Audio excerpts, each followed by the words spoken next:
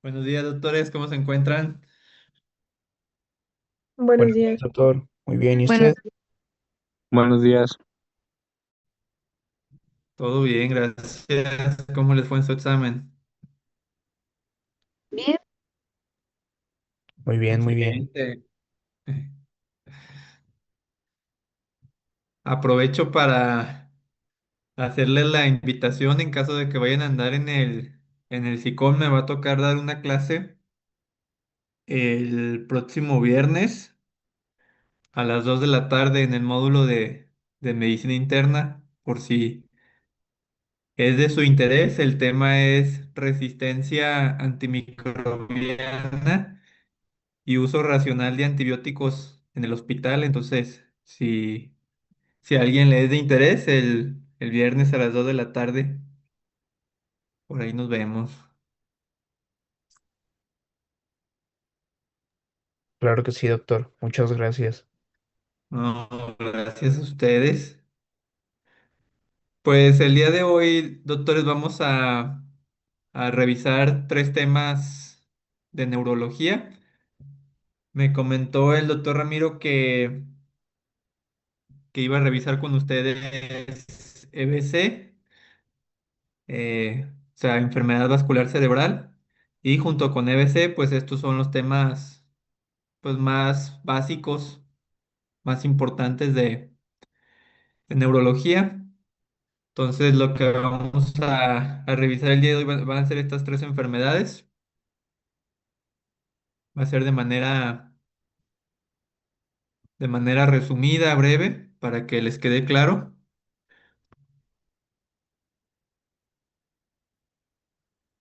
Recording in progress. Muy bien, pues vamos entonces a dar inicio primero con la enfermedad de Alzheimer. Entonces, ¿qué es la enfermedad de Alzheimer? Pues es una enfermedad neurodegenerativa, como la enfermedad de Parkinson, que también vamos a revisar el día de hoy, pues ambas son enfermedades neurodegenerativas, de tal manera que se va a caracterizar por una atrofia cerebral progresiva, la cual va a condicionar pues disminución de las funciones cerebrales como la cognición, la memoria y las habilidades sociales. Dentro de las principales características epidemiológicas, vale la pena que tomen en cuenta este dato que tenemos aquí, bien importante. Y aquí vale la pena hacer una mención, doctores. Probablemente les ha tocado ver en algún familiar, en algún amigo, conocido, vecino, paciente, que conforme va avanzando de edad, pues se le van olvidando las cosas y empieza con problemas de memoria. Y es muy frecuente que la gente diga, ah, es que tiene demencia senil. Entonces eso de demencia senil es un término pues mal utilizado. O sea, cualquier adulto mayor que empiece a tener alteraciones en la cognición, en la memoria, en las habilidades sociales, forzosamente tiene que tener eh, pues una entidad etiológica, una entidad nosológica que esté causando esas alteraciones. No es por el simple hecho de que uno envejezca, ya por eso vamos a tener demencia todos. No es así. Sí, entonces el término demencia senil, repito, pues, es un término que no se recomienda utilizar, ya que si su paciente tiene demencia, pues siempre deben de buscarle qué enfermedad es la que le está causando la demencia, ¿no? Si bien es cierto, y como vamos a ver a continuación, todas las enfermedades neurodegenerativas aumentan conforme avanza la edad, eso es cierto, pero no significa que por el simple hecho de avanzar de edad, ya por eso voy a tener demencia, ¿sale? Entonces, como pueden observar, la enfermedad de Alzheimer es la primera causa de demencia en el mundo y pues prácticamente predomina a partir de los 65 años de edad. Si se fijan, es ligeramente más frecuente en mujeres en relación a a los hombres y pues como ya comentábamos, conforme avanzamos de edad, sí aumenta la probabilidad de esta enfermedad, pero repito, no es que por el hecho de tener más años ya vamos a tener demencia. Puede haber muchas personas que sean adultos mayores y que no tengan ningún problema de este tipo, ¿no? Entonces, vean, ¿cuál es la prevalencia después de los 70 años? Casi 10% de la población después de 70 años va a tener enfermedad de Alzheimer. Dentro de los factores etiológicos asociados, la mayoría de los casos van a ser esporádicos, es decir, pues no tienen antecedentes familiares, familiares de primer grado con enfermedad de Alzheimer. La mayoría inicia de manera esporádica. Vean, solamente menos del 1% de los casos van a ser familiares, ¿sale? Y cuando el Alzheimer tiene un componente familiar, pues se debe a alguna mutación en los genes que vamos a mencionar a continuación. Y en este caso, el inicio de la enfermedad suele ser mucho más temprano. Son personas de 40 a 50 años que ya tienen demencia, ¿sale? Cuando son casos familiares, que repito, son los más raros, 99% van a ser esporádicos. Hablando de los casos familiares que son raros, se van a asociar, como comentábamos, a alguna de estas cuatro mutaciones.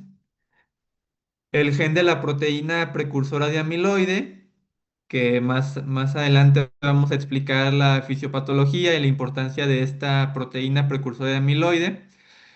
Este gen se va a localizar en el cromosoma 21 y luego también podemos tener mutaciones en la presenilina 1, la cual esta se encuentra en el cromosoma 14, en la presenilina 2, la cual se encuentra en el cromosoma número 1 y finalmente en el gen de la apolipoproteína E, que este se va a encontrar en el cromosoma 19. Entonces, en cualquiera de esos cuatro genes, pues podemos tener, de esos cuatro cromosomas, podemos tener mutaciones en estos genes y pues tener una enfermedad de Alzheimer familiar o hereditaria, en la cual, como comenté, pues generalmente van a iniciar a etapas más tempranas, 40, 50 años.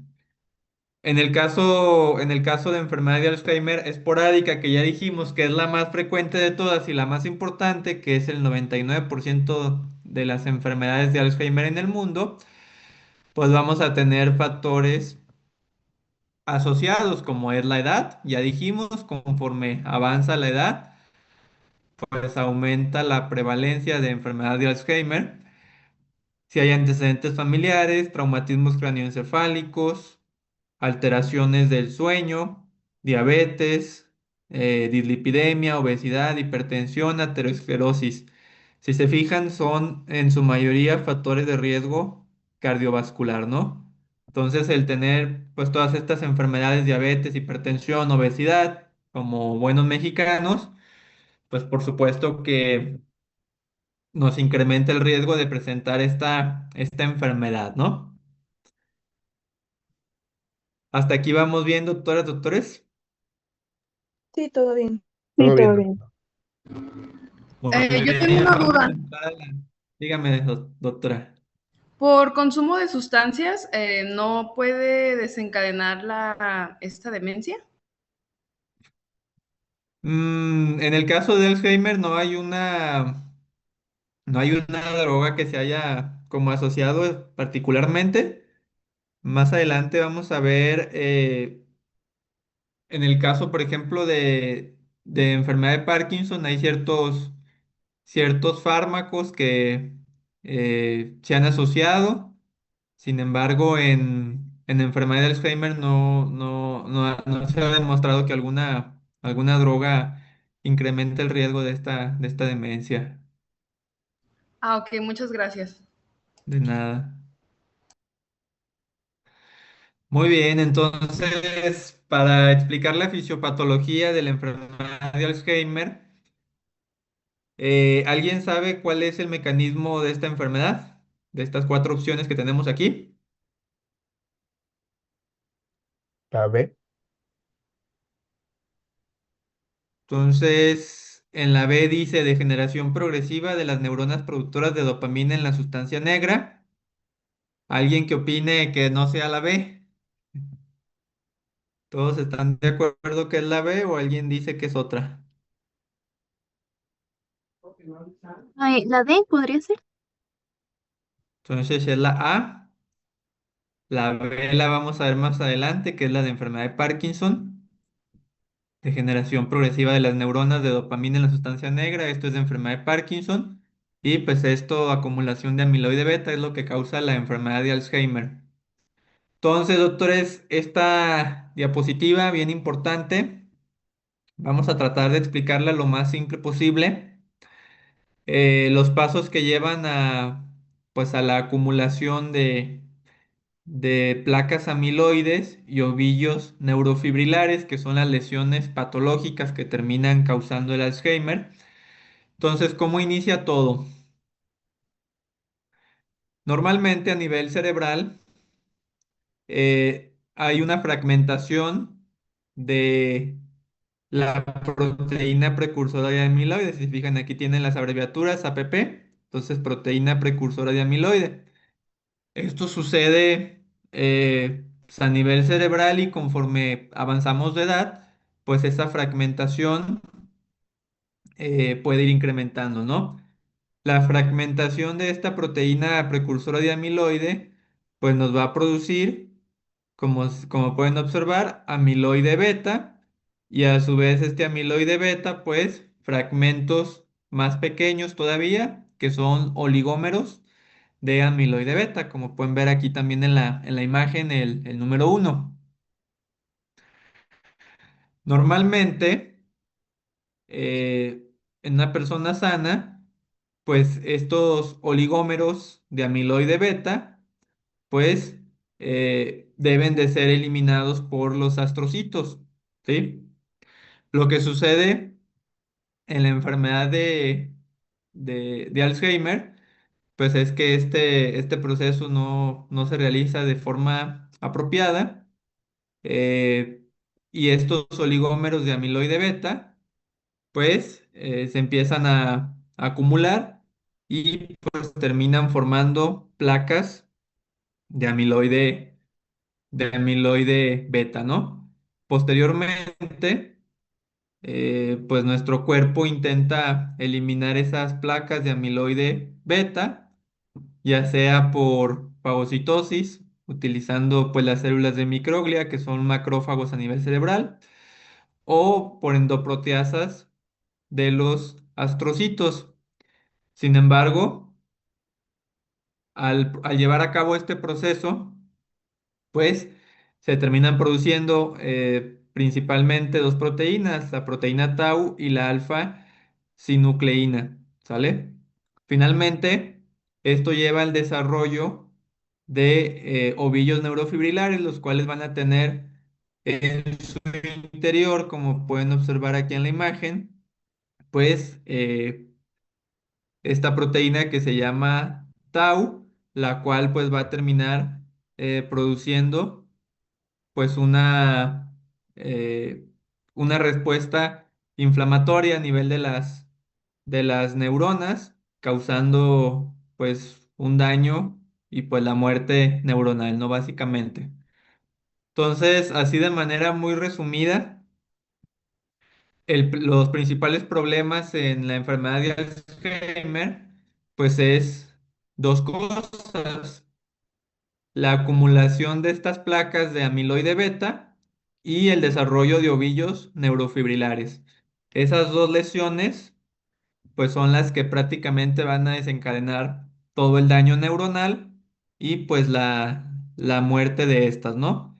Ahorita vamos a ver específicamente en qué áreas cerebrales es donde se va a llevar a cabo pues este daño, y es lo que también va a terminar condicionando pues los síntomas del paciente, ¿no? La pérdida de neuronas en ciertas áreas cerebrales específicas.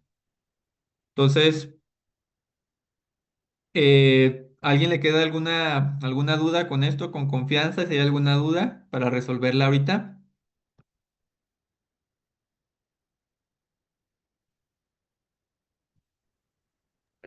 Doctor, una pregunta. ¿A eso que se refiere de las áreas es lo de la estadificación de Bragg, algo así?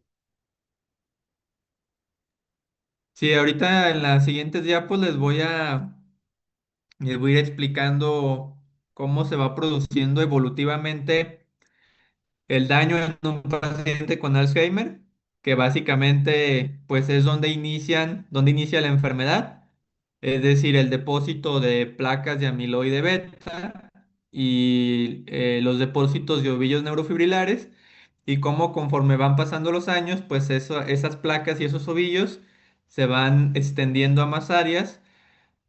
Y con eso el paciente pues va desarrollando más y más síntomas, ¿no? Ahorita lo vamos a explicar cómo conforme se van afectando más áreas cerebrales, pues el paciente va teniendo eh, otras afectaciones.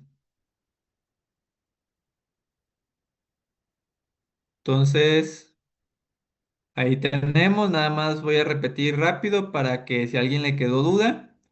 Entonces, en primer lugar, el amiloide, vayan viendo la imagen para que les quede más claro. Lo primero que sucede, el, eh, el amiloide beta se fragmenta en oligómeros de amiloide beta y se libera al medio extracelular. Posteriormente, los astrocitos en el paso 2 intentan eliminar pues estos oligómeros de amiloide beta. Sin embargo, pues estos empiezan a acumular a nivel del espacio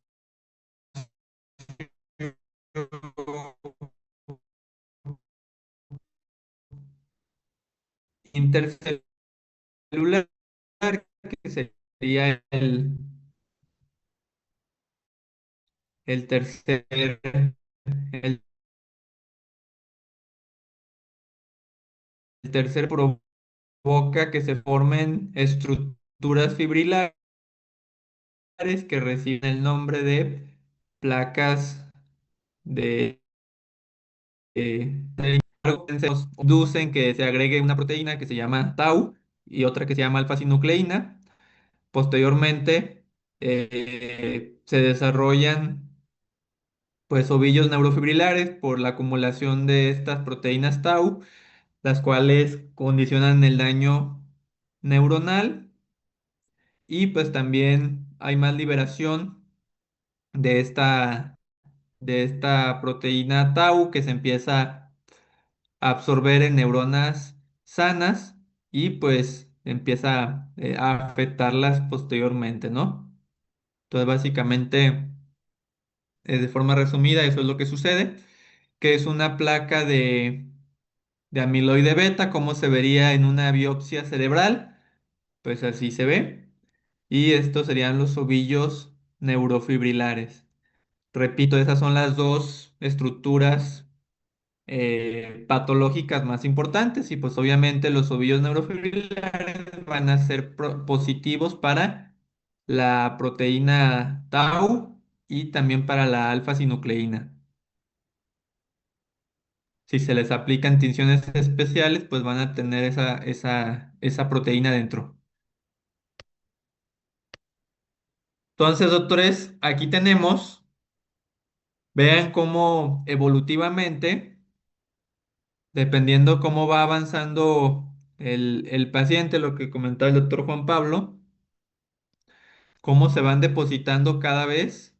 En la imagen superior tenemos los depósitos de amiloide beta, y en la imagen inferior los depósitos de ovillos neurofibrilares.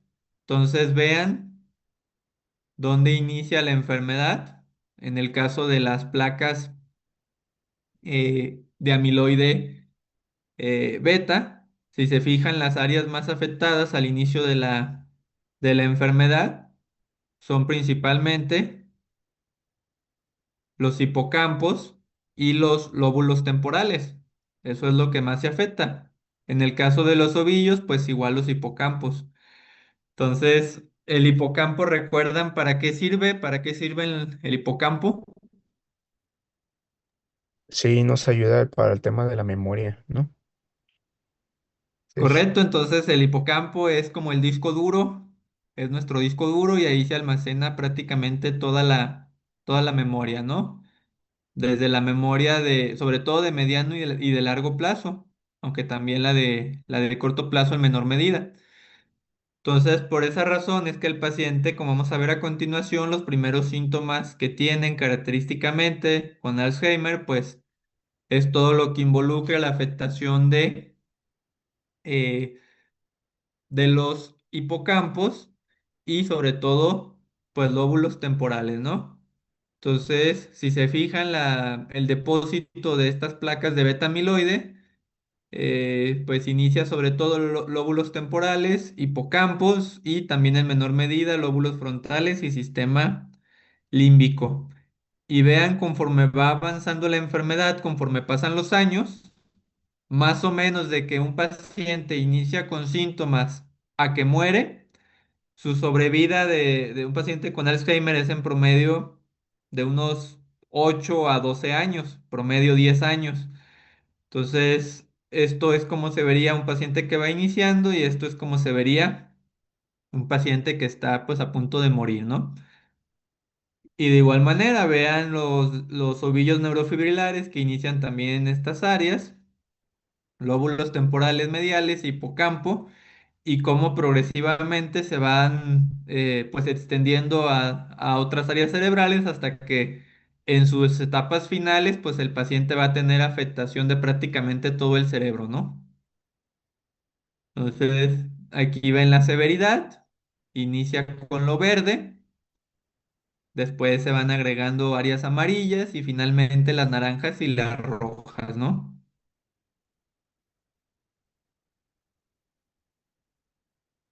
¿Alguna pregunta con esta imagen, doctores? Como mencionamos previamente, lo primero que aparece son las placas de amiloide beta y posteriormente, pues los ovillos neurofibrilares. Entonces, lo primero, pues sería el depósito de placas de amiloide beta sobre todo en lóbulos temporales e hipocampos.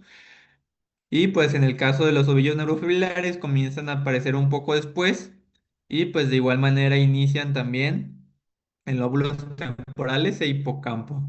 Y repito, pues ahorita que veamos el cuadro clínico van a ir viendo cómo pues la afectación de estas áreas se va a manifestar en ciertos síntomas y conforme avanza el paciente, pues se van agregando afectación de más áreas cerebrales hasta que llegue el punto que prácticamente pues todo está afectado, ¿no?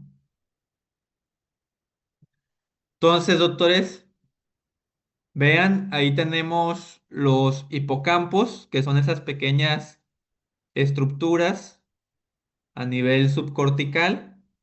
Y vean, ahí tenemos una corteza cerebral normal. Vean cómo se ven los hipocampos en cuanto a su densidad. Vean que se ve pues bastante corteza cerebral ahí. Y vean en la imagen de la derecha cómo está prácticamente todos atrofiados y se ve un hueco ahí, ¿no?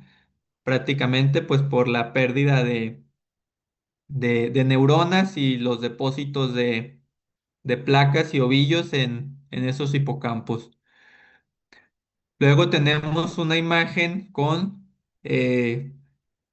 las placas de amiloide beta y una imagen, un corte histopatológico con los ovillos neurofibrilares que al interior van a tener las proteínas tau. Entonces, a grandes rasgos, esto sería lo que esperaríamos a nivel histopatológico si ustedes postmortem, obviamente en pacientes vivos, pues no. Con Alzheimer, como vamos a ver más adelante, pues no se diagnostica con biopsia cerebral, utilizamos otros métodos. Obviamente una biopsia cerebral es algo muy invasivo y con muchos riesgos. Entonces, Estos serían pues sobre todo hallazgos post-mortem, ¿no? Pero sería lo que esperaríamos en un paciente con enfermedad de Alzheimer. Ahora, ¿cómo va a ir evolucionando clínicamente nuestro paciente? Primero, pues tiene una etapa preclínica, es decir, ya se comienzan a depositar algunas placas de amiloide beta. Sin embargo, pues el paciente vamos a decir que está en una etapa de las fases que vimos acá, pues está apenas en etapas de 3 a 5, ¿no? Prácticamente solamente tiene placas de amiloide beta, pero pues todavía no hay ovillos neurofibrilares, ni tampoco hay pérdida de las neuronas, ¿no? Simplemente se empiezan a depositar esas placas de amiloide beta. En este momento, pues el paciente tiene una amiloidosis asintomática, así se le llama.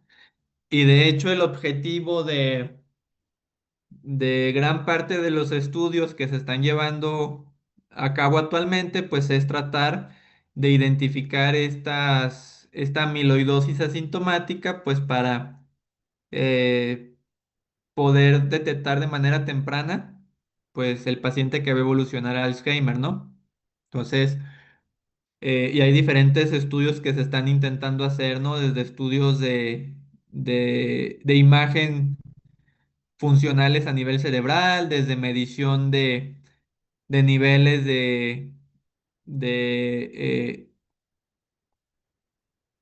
de este beta amiloide a nivel de líquido cefalorraquídeo, entre otros métodos, ¿no? Prácticamente para intentar detectar de forma temprana esta amiloidosis. Posteriormente, ya inicia la neurodegeneración, es decir, se empiezan a perder neuronas y finalmente, pues el paciente termina en una etapa grave de la enfermedad donde pues hay afectación de todo el parénquima cerebral. Entonces, clínicamente, ¿cómo se va a correlacionar esto? Primero, el paciente inicia con síntomas leves, son independientes para la mayoría de actividades básicas e instrumentadas de la vida diaria. ¿Qué es esto de actividades básicas e instrumentadas? Cuando ustedes lleven las clases de geriatría, recuerden que es la especialidad que se encarga del estudio de los adultos mayores, geriatría. Cuando se hace la evaluación de un adulto mayor, siempre tenemos que evaluar su funcionalidad, es decir, si puede hacer actividades de la vida diaria y si puede hacer actividades instrumentadas. Para esto hay escalas que sirven para esto. Por ejemplo, para actividades básicas de la vida diaria, pues existen escalas como Bartel, como Katz, y para actividades instrumentadas existen escalas como Lawton y Brody, por ejemplo. ¿Qué significa esto que son independientes en este momento? Pues significa que el adulto mayor puede hacer sus actividades básicas de la vida diaria, como es, por ejemplo, vestirse, bañarse, comer, ¿sí? Por mencionar algunas, o actividades instrumentadas, como puede ser utilizar el teléfono, pagar en la tienda, ¿sí? Tener la capacidad de utilizar el baño, todo este tipo de cuestiones el adulto mayor que está en esta etapa pues puede hacerlo normal. Posteriormente, conforme avanza la enfermedad, el paciente ya tiene limitación para hacer estas actividades de la vida diaria. Ya de repente sale el adulto mayor a la calle y se pierde, va a la tienda y le cobran de más, o ya no tiene la capacidad de utilizar el dinero, ya no puede utilizar el teléfono, ya no puede conducir, ¿sí? En el caso de las actividades básicas, pues ya no puede ir al baño, ya no puede vestirse solo, ya no puede comer.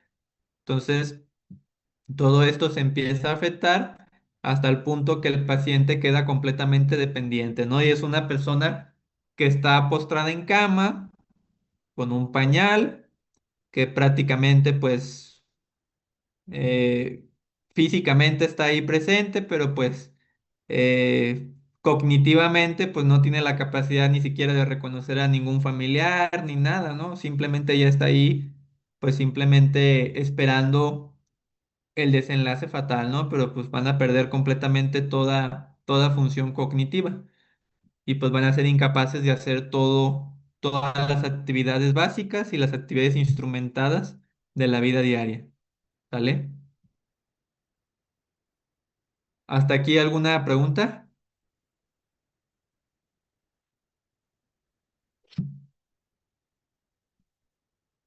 Les recomiendo que busquen escala de Bartel, así Bartel con B y con H entre la T y la E. Busquen escala CATZ, KATZ.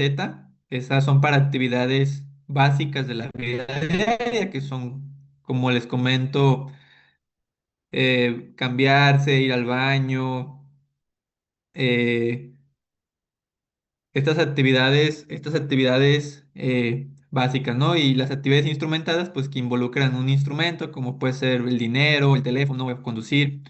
Entonces, estas son las habilidades que se van a ir perdiendo.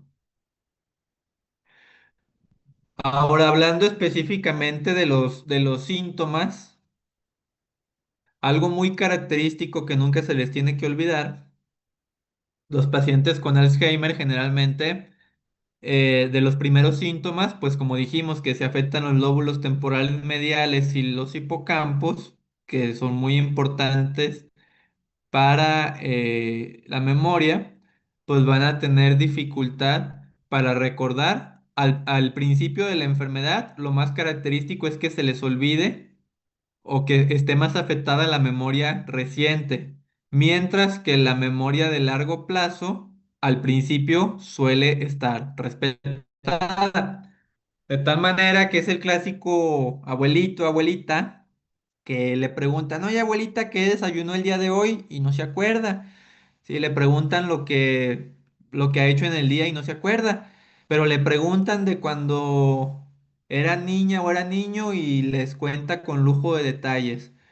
Entonces, al inicio de la enfermedad, eso es lo característico, que se afecte más la memoria reciente que la memoria de largo plazo. Conforme avanza la enfermedad, pues se afecta todo, ¿no?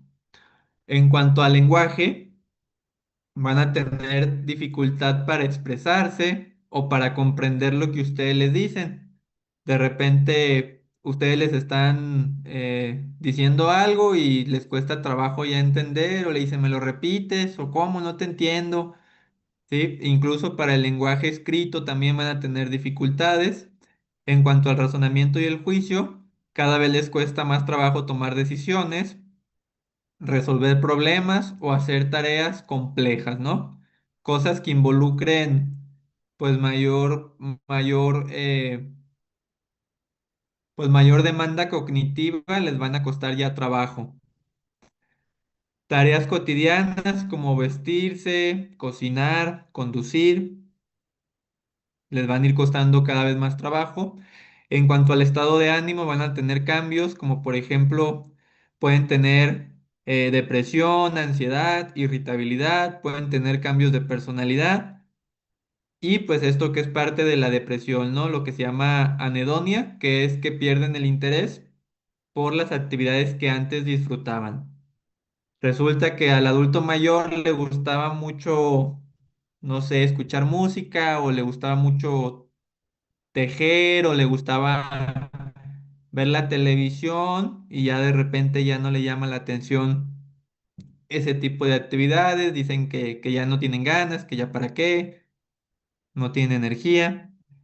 En cuanto a la orientación en tiempo y espacio, pues van a tener problemas para saber qué día es hoy, en qué año están, hablando por ejemplo del tiempo, el lugar.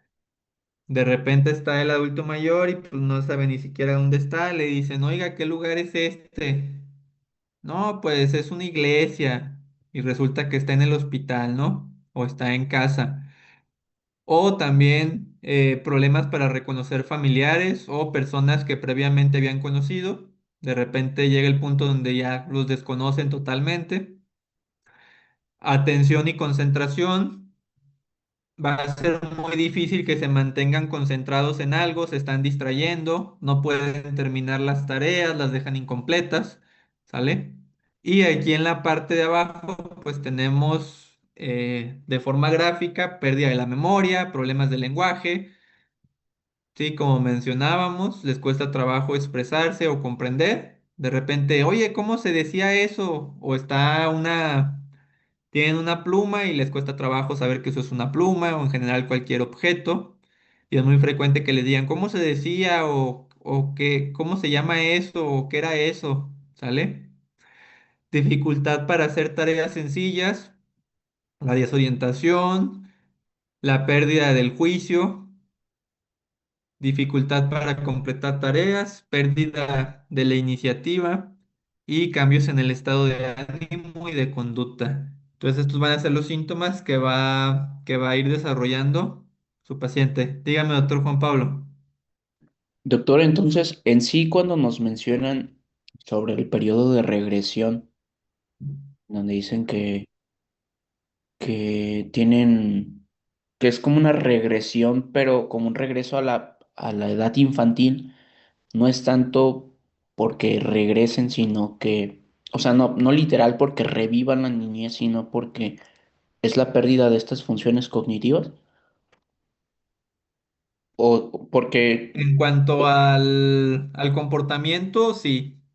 O sea, si se fija, pues es un comportamiento francamente infantil y el comportamiento infantil, pues es por la pérdida ahora sí que de la degeneración neuronal en las áreas que estamos mencionando. Entonces sí es completamente por el daño cerebral ese comportamiento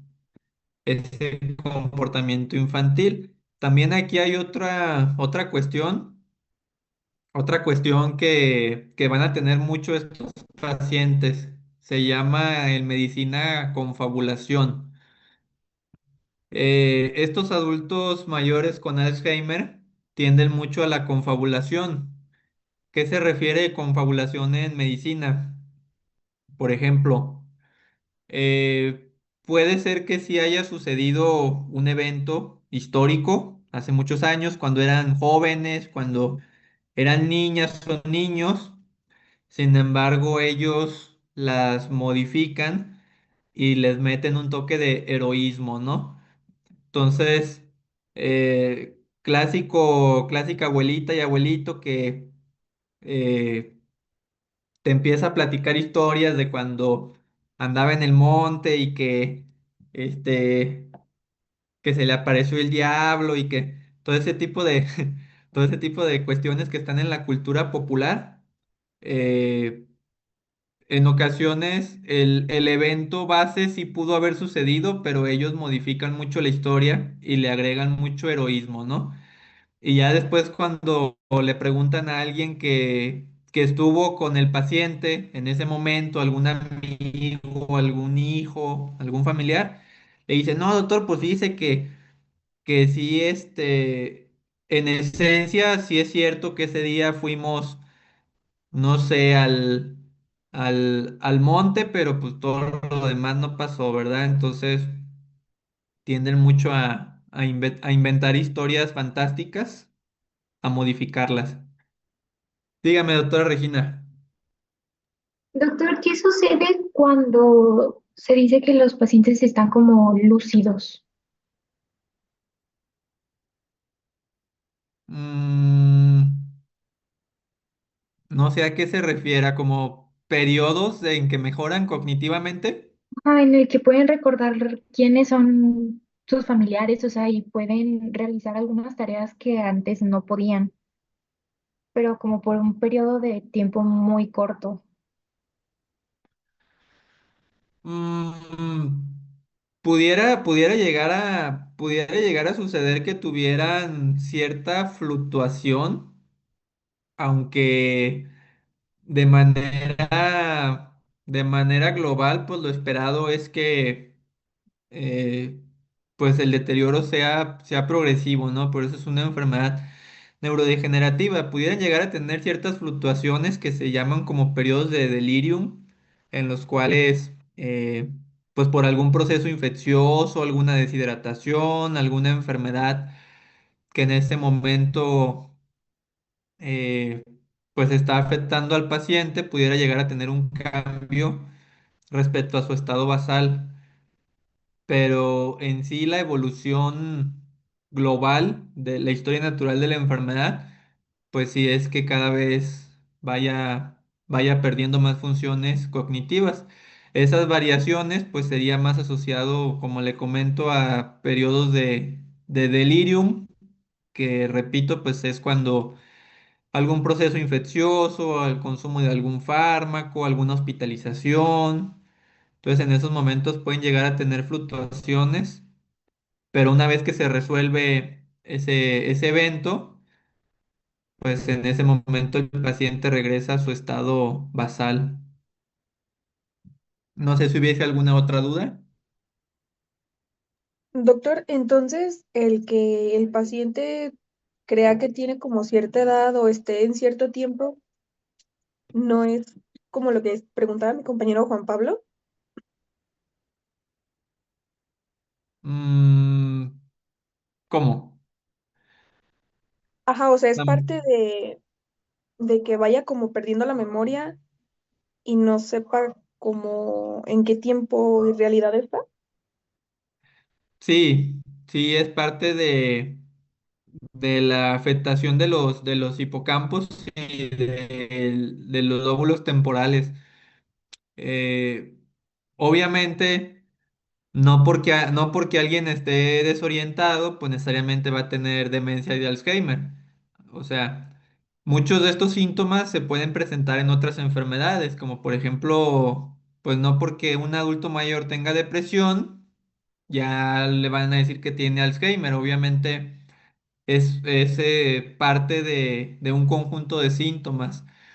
Entonces, en el caso de la desorientación, que de repente pues no sepa su nombre, no sepa dónde está, no sepa en qué día vive, en qué fecha, en qué año, que no sepa cosas básicas como quién es el presidente de México, en qué estado está, todo este tipo de cuestiones sí se va afectando en un paciente con Alzheimer hasta que llegue el punto donde no sabe absolutamente nada. O sea, el día que les toque conocer a un paciente ya terminal con Alzheimer, literal es,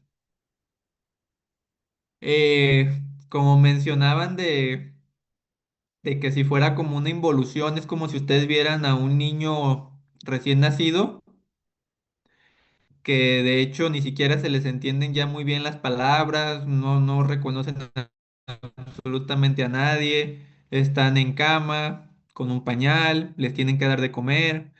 O sea, no, prácticamente no conservan ninguna función cognitiva. Están ahí presentes físicamente, pero pues en la cuestión de conciencia no hay nada, absolutamente nada, ya en una etapa terminal.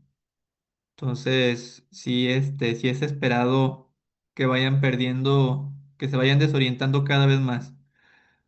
Y repito, si llegan a tener algún episodio agudo, o sea, si yo tengo Alzheimer y de repente me da una neumonía, me da una infección de vías urinarias, o me da un infarto, un EBC o cualquier cosa que requiera hospitalización, pues obviamente que puede llegar a empeorar en ese periodo el Alzheimer y desorientarme más.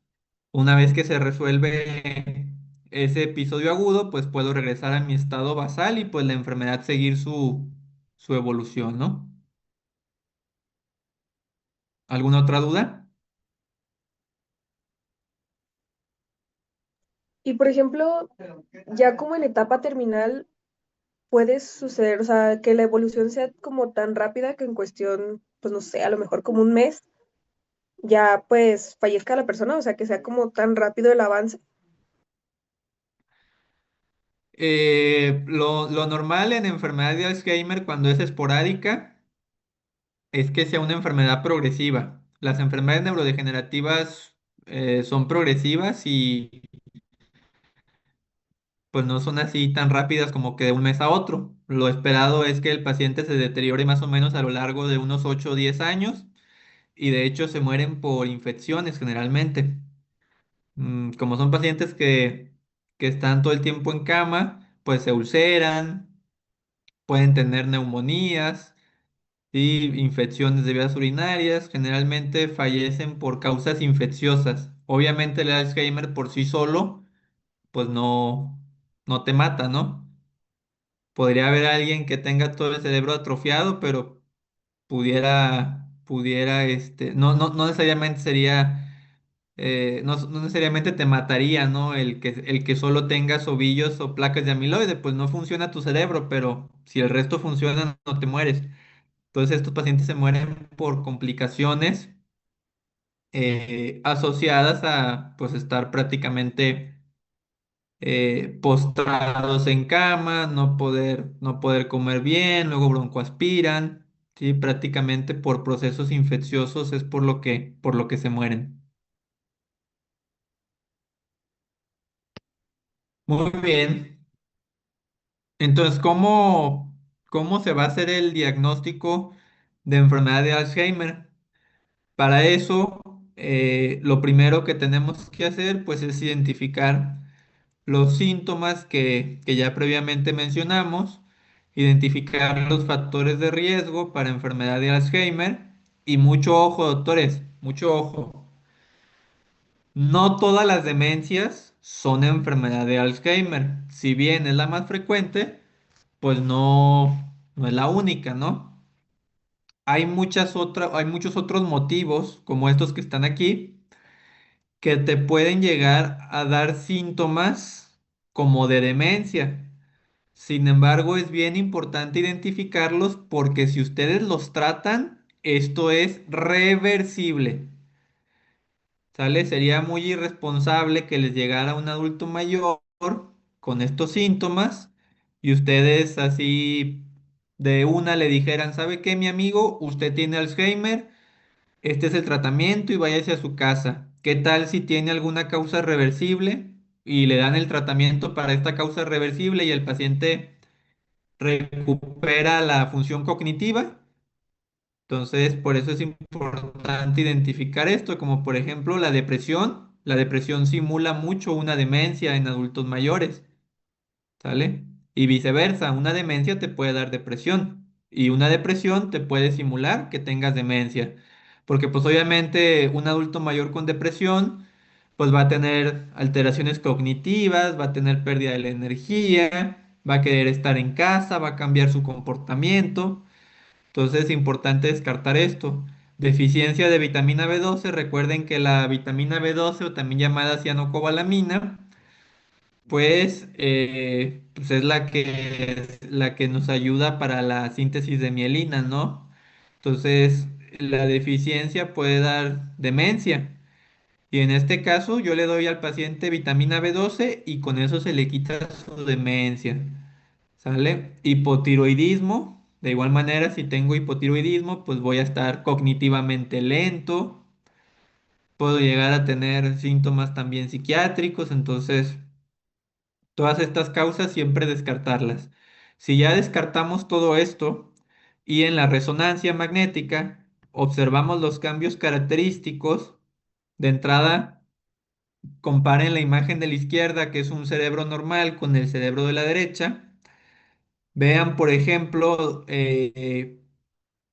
la, pues aquí las circunvoluciones y vean la densidad de ese cerebro. Comparen el cerebro de la izquierda con el de la derecha, como el de la derecha se ve prácticamente todo atrofiado, más pequeño, lo cual hace que las fisuras y circunvoluciones pues se vean más marcadas y además vemos la importante atrofia también de los hipocampos y de los lóbulos temporales.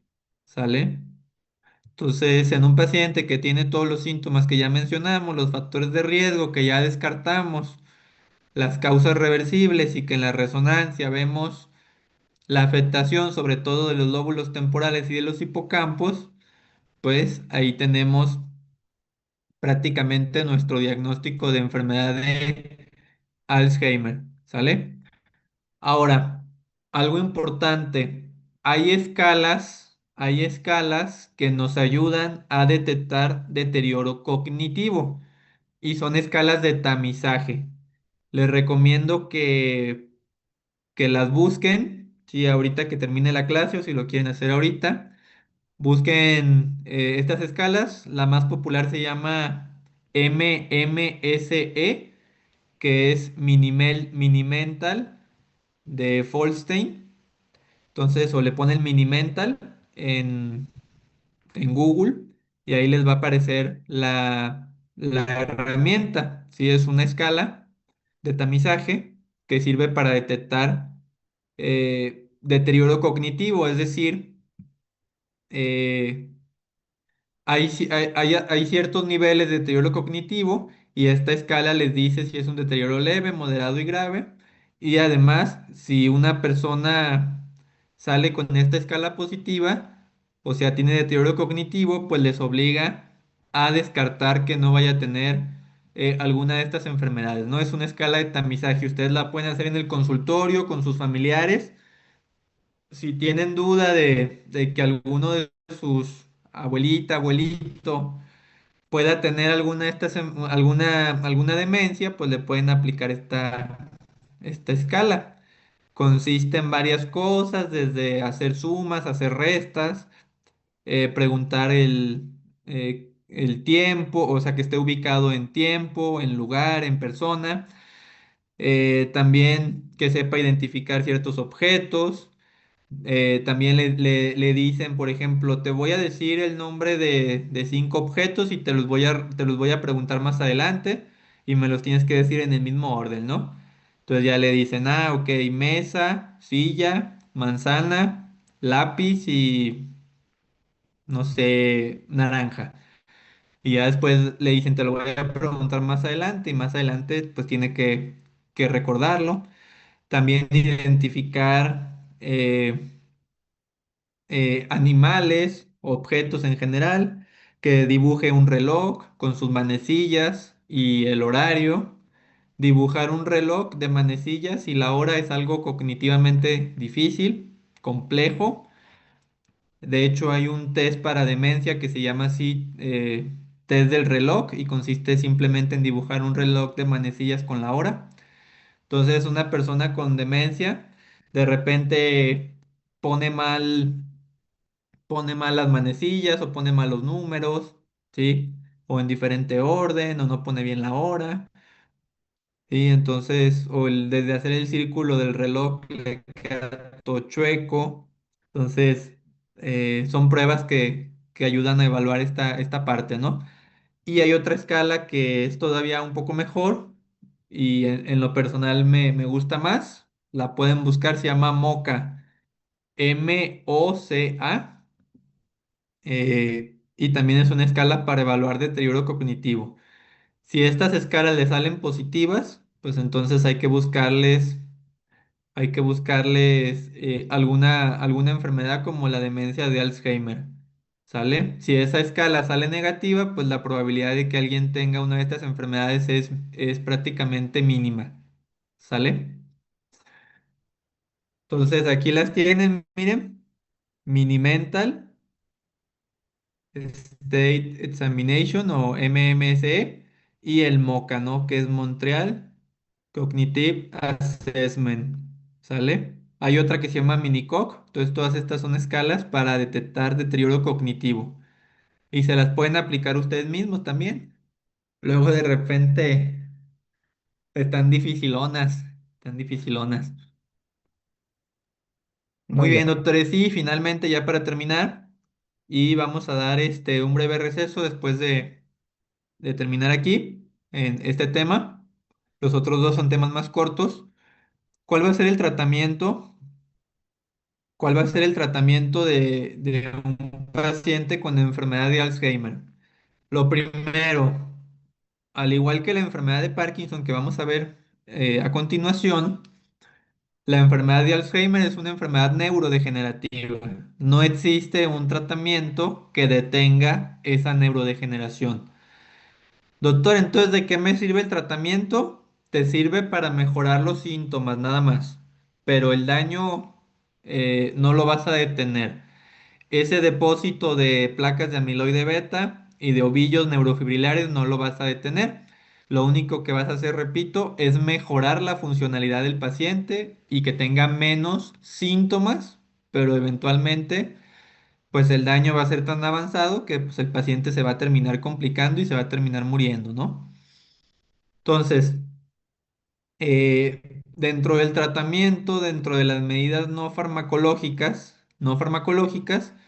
pues todo lo que tenga que ver con estimulación cognitiva, hay que decirle al paciente, pues que haga crucigramas, que haga sopa de letras, que haga este sudokus, todas estas actividades cognitivas que le gusten, estimulación sensorial, terapia física, terapia ocupacional. De hecho, pues hay grupos de personas con estas enfermedades que pues les ayudan con terapia ocupacional para que convivan con más personas, para que cognitivamente se mantengan activos, mejorar la nutrición y bien importante, prevenir el colapso del cuidador.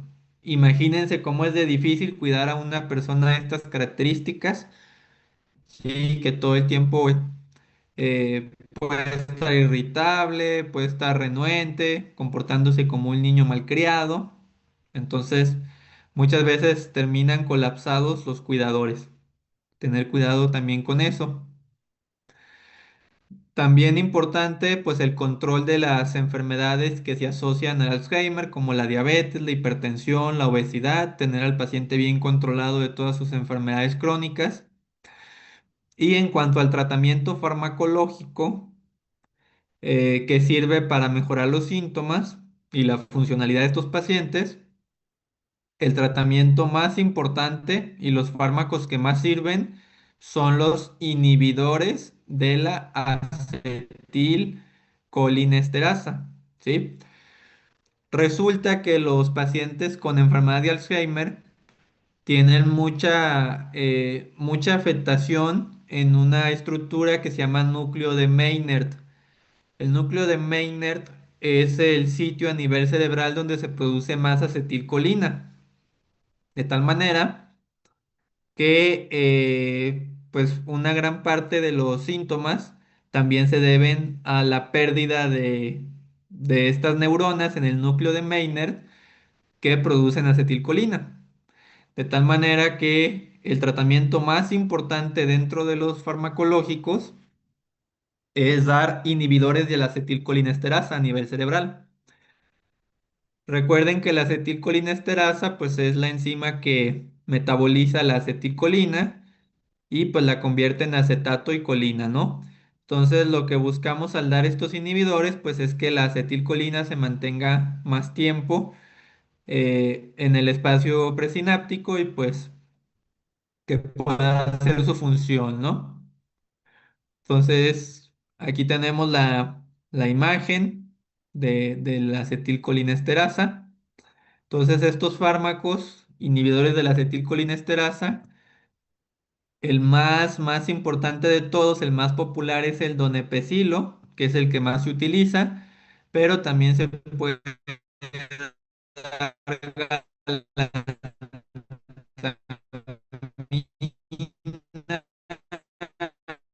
o rivaroxaban.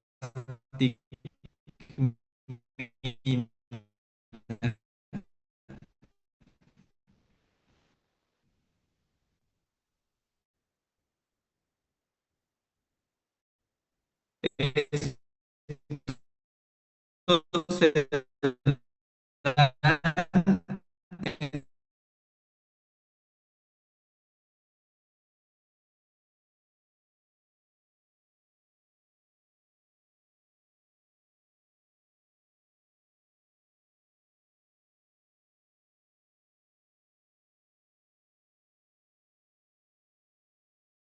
Recording in entonces, progress. de igual manera. tiene efecto en la unión presináptica y pues mejora los síntomas, ¿no? A través del antagonismo de estos receptores de glutamato. Entonces, básicamente ese sería el tratamiento farmacológico. Digo, el objetivo de la clase no es profundizar mucho en esto, solo que sepan que los inhibidores de la acetilcolinesterasa son el tratamiento más importante y también se puede dar en casos moderados a graves la memantina, que es un antagonista de los receptores de glutamato. No sé si haya alguna pregunta con Alzheimer, doctoras, doctores. Doctor, y el tema de de las inmunoterapias antiamiloide ya han sido aprobadas.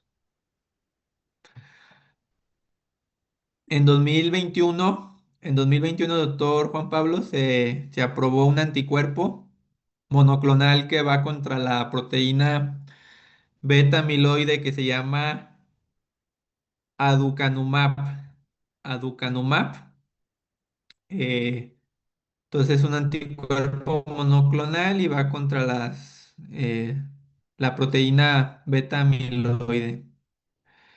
Entonces está aprobado para enfermedades con síntomas leves y en algunos ensayos se observó que disminuye los niveles de amiloide, las placas de amiloide beta a nivel cerebral. Sin embargo, el beneficio a largo plazo pues aún sigue siendo algo inconsistente y pues no tuvo un impacto sobre la mortalidad. Solamente pues hubo mejoría de los síntomas y hubo disminución de los depósitos de amiloide, pero sin impactar en la mortalidad.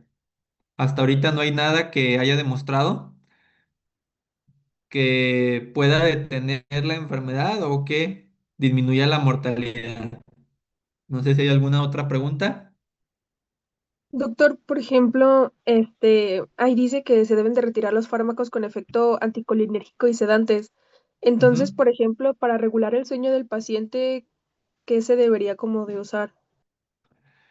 Generalmente se utilizan, eh, se llaman,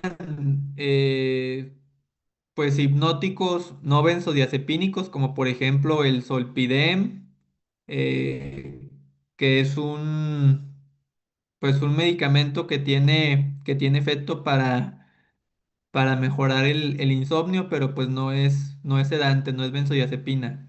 Entonces así se llama Zolpidem con Z. Se pueden utilizar ese tipo de fármacos, sobre todo pues tener cuidado con antihistamínicos o como menciona aquí, en general todos los fármacos con efecto sedante. Pero sí, sí, hay opciones y así se llaman hipnóticos no benzodiazepínicos, así los puede buscar, que pues no son benzodiazepinas y tienen efectos sobre pues tanto en insomnio de conciliación como de mantenimiento, es decir, si les cuesta trabajo empezar a dormir o si se duermen al inicio bien, pero están despiertos y despierte. ¿Alguna otra pregunta? No, todo bien, gracias. Muy bien, doctores, vamos a dar un breve receso de 5 minutos para alcanzar a revisar Parkinson y Guillain-Barré, que son temas un poco más cortos, y vamos a regresar a las 10 con 12 minutos, por favor. Ahorita nos vemos.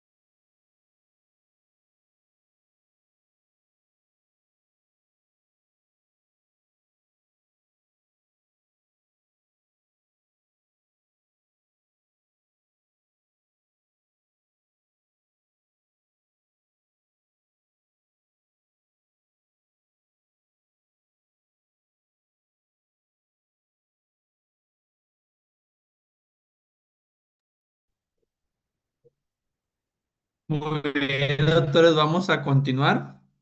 Nada más les voy a mostrar las escalas estas que les van a ser de mucha utilidad, así brevemente para que identifiquen cuál es la forma de utilizarlas. Ahorita la busqué rápido. Miren, esta primera, el primer enlace que les mandé es del MOCA. Aquí les dice cómo interpretar y cómo aplicar el test. Y ya si se fijan, por ejemplo, aquí primero se le pide al paciente que vaya uniendo los puntos. Por ejemplo, 1A, 2B, 3C, 4D, 5E, ¿no? Luego copiar el cubo, que este está difícil, la verdad a mí no me sale.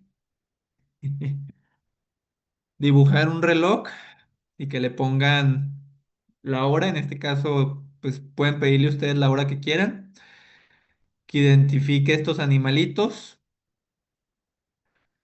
Posteriormente, pues le dicen estas 5 palabras y decirles que se las van a preguntar en 5 minutos, ¿sale? Luego que repita una serie de números y luego a la inversa. Posteriormente, que lea esta serie de letras, que no haya más de 2 errores, que